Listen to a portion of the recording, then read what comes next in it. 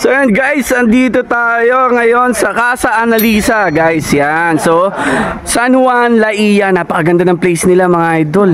So yung loob, ang ganda ng mga interior design. So kung gusto nyo mag-stay dito, visit nyo lang itong Casa Annalisa guys. Andito ang San Pablo Big Bike Group. Ayan, napakadami niyan mga idol oh. Ito yung aming first Grand EB. Yan. Ay, iba't ibang brand. May Kawasaki, may CF Moto, may BMW, may Yamaha, may Honda. Ayan, iba-iba mga idol. San Pablo Big Bike Group. So shoutout sa Casa Annalisa mga idol. Dito tayo nag-stay or dito tayo ginanap yung ating first Grand EB.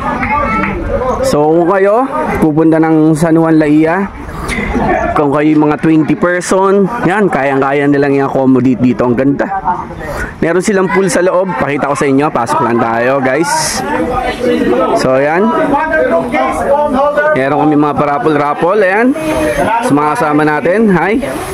Sir Alvin Costanero. Hi. Ayan.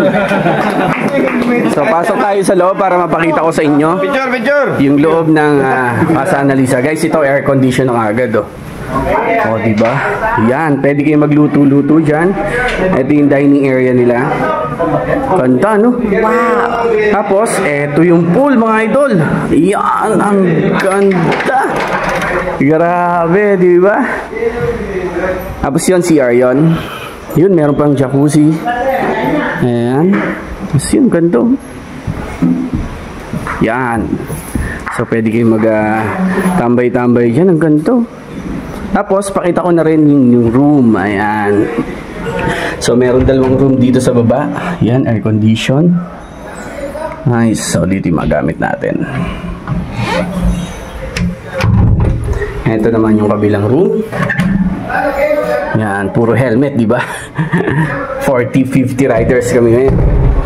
And guys, visit nyo to, Casa Annalisa, mga idol. Kung naghahanap kayo ng place dito sa San Juan, Laia. Ayan.